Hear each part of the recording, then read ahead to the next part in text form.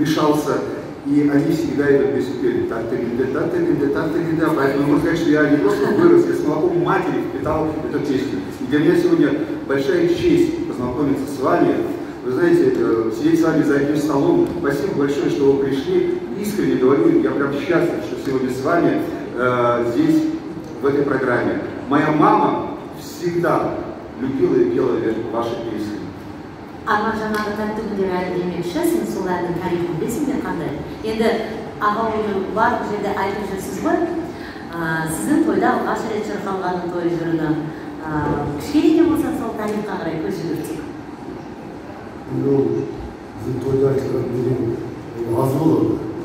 Біздің тойымызға арналған. Алғаш рет шырқалған кезде? Сонда біз бітірдік. Коттедж, квартира. Бұзылған кісілер. Бұзылған. Мальдивы, жуық. Бізде ақша жоқ, қалтамыз тесік. Институт бітірдік, әлі зарплата алған жоқпыз. Компьютер ойнаған ғой, уақытын істейміз. Менің досым сөйлейді, мен туғансыздық достарым, олар қайсы бар. Содан мен білмеймін, той басталды, досым сөйлейді, мен дуэт болып, Гүлдер ансамблі, біз әкім көйшек, Гүлдер ансамблі. Ол 1970 жылы 10-шы қазан.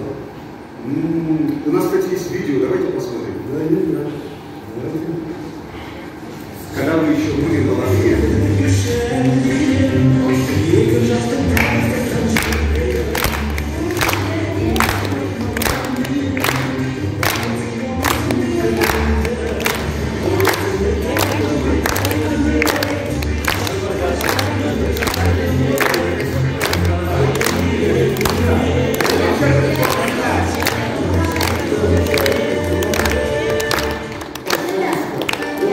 Поэтому люди путают. Свадьбу написано, я выбрал. На самом деле, Написали на вашу свадьбу. Вашу 70 года. Они женились в 72-м. И изобрели казах телефон. Снял первый черно-белый фильм-концерт. Я как раз за ним попал. В этом надо думать. Помните, я вам говорил, что виртуальный телефон для рулей ол қызғанышым сол факт. Аға сол тойыңыздан сіздің видео түсірді ма? Сен түсірген жоқ? Фото бар ма? Фото болды ма? Фото бар, мен бір-екі фото бар.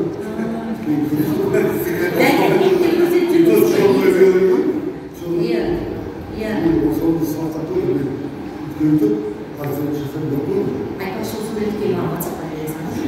Көрсетейін, бір Ешқандай ой, рахмет. Негізі бұл әнсіз бірде-бір той басталмай, қазір? Содан мен ona жалғастырсайын. Бір кеште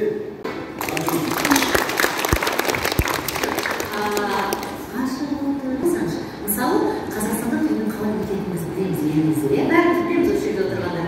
Кім ашады, кім ортасында атрақты айтады, кім студент тойға барады, немесе алкоголь ішімдіктер қойылмайтын жерге барады, кім керісінше деген сияқты. Оны біз өзара білеміз. Енді сенің тойың орынборда. Слушай, ну было все по-казахски, ну, по крайней мере, по нашим традициям оренбургским. Был где-то шар, я помню, вот привезли мою, когда мы приехали с женой на свадьбу, одели на голову как платок, кнут, камша, сидел, значит, на домбре играл, значит, педашарист. Рядом поставили, значит, я не помню, какую-то там корзину, и про кого пели, она клонилась, значит, и туда бросали деньги. Но я же тоже был дома. Я говорю, а для кого деньги-то? Они говорят, вот для этого домбриста. Оказывается, вот если поют, например, у него есть брат, у него есть там сноха, но он может петь бесконечно. Вот, и все, значит, значит, деньги кладут. Она кланяется, потом, когда вот этот платок упал, у нее она сами берет маме, я так понимаю, сначала, потом кому-то, да, и старших и мне. Ну, что еще было у нас, наверное, такого из Казахстана? Не саған қызын айтайын ба?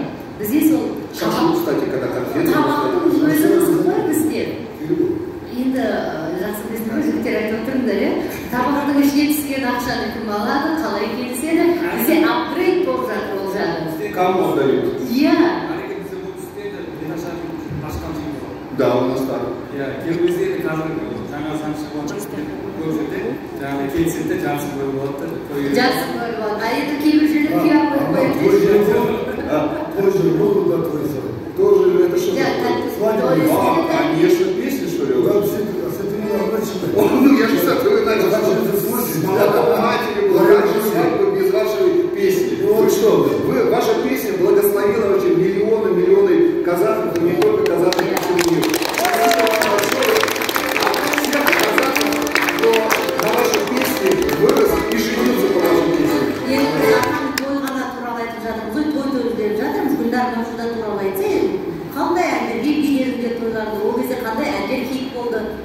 Вот, ты знаешь, ну, у нас были безусловно казахские, но у меня были еще артисты российские. Мурат Насыров как раз приехал, пел песни.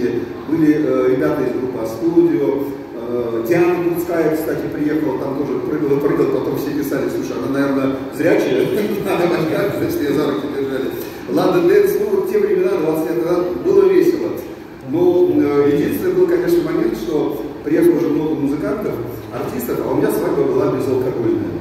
Вот, они все ходят, нормально, как это, ну, ладно, твои гости сидят там, все казахи, пусть не пьют. Ну, мы-то приехали из Москвы, нам налеют, я говорю, слушай, можете подождать пару дней, ну я женюсь, у нас по обычаю нельзя, чтобы мы были счастливы, ну один день можешь не пить.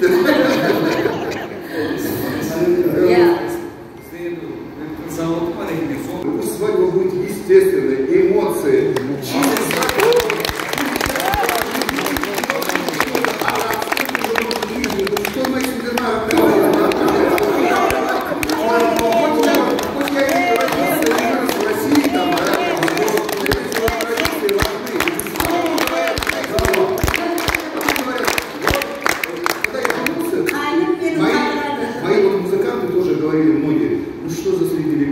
что ты там это устроил такое и так далее.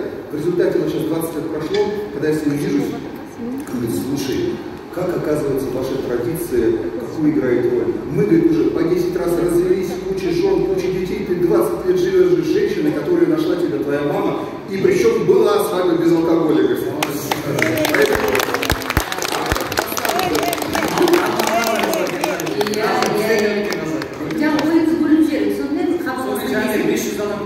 Алкоголь не важен, правильно, да?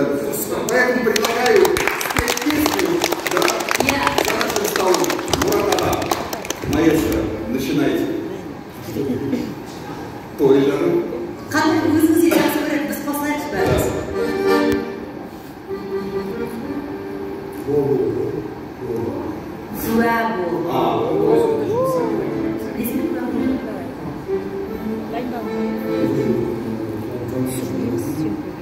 Танцевали? Вы такие все серьезные, вы с таким лицом сидите, будто недовольны. Скажи, сам надень эту шапку сейчас себе на голову, скажи, на меня посмотрю. Кішкене қазір осындай той томалақтарда мысалы сіздер өте үлкен сізден жатырмын қарасайыз ал енді аяқ киім жесең жартысына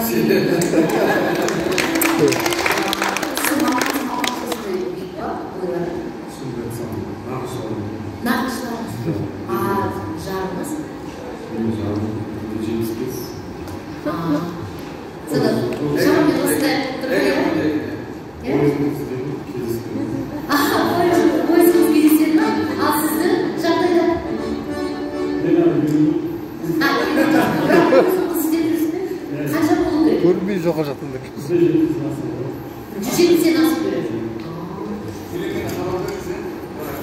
Так что вот есть хороший сегодня шанс, дорогие девушки, смотрите, какой батыр холостой у нас в студии. И песни здесь у нас уже готовы.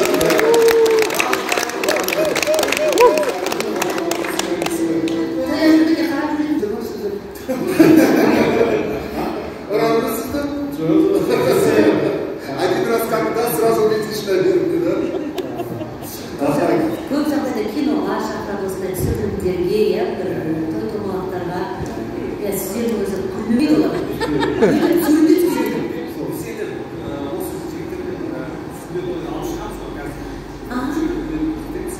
Сонда жігіттер батырлар шығып сондықтан батыр күліп жасап алып кәдімгі жауға шығып жатқандай болып шықса халықтың соған сүйіктері таких ребят, ну я не знаю, может быть вы привыкли, я вообще впервые вижу вот сейчас за кулисами здесь, я просто в таком восторге, ребят, что есть такие прям реально казахи, батыры, дай бог, чтобы весь народ у вас такой был.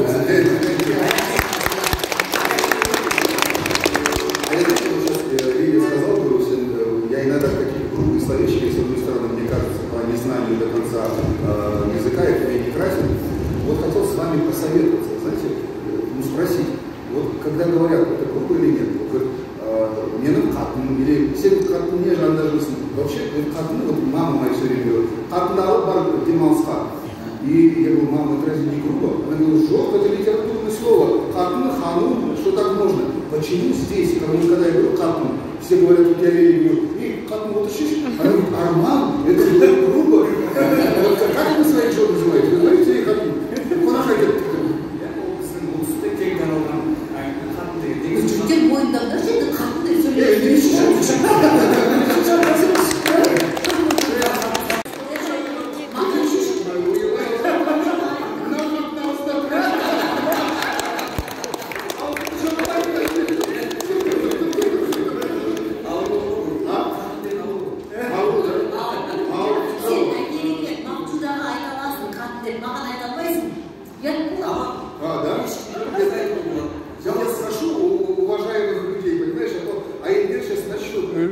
На уши лапшу вешают.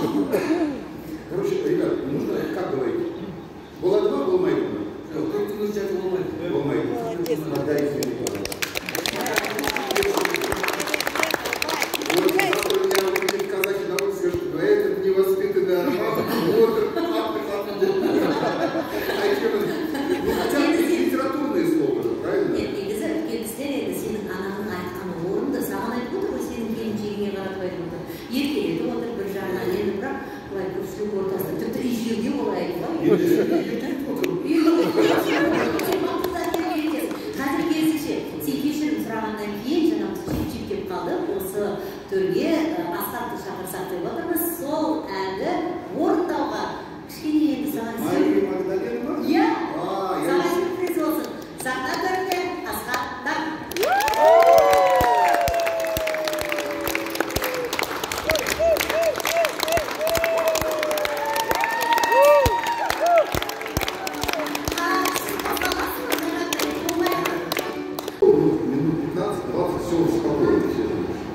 Здравствуйте, Арман, салам алейкум, все. Проходит минут 30-40, я не знаю, что произошло. Один побежал, второй, потом женщина. И потом началось как-то, эй, здесь вам получилось, сидите, стучаем в голову. И все не видно, и давай телесмотрим. Одна женщина, я сижу вообще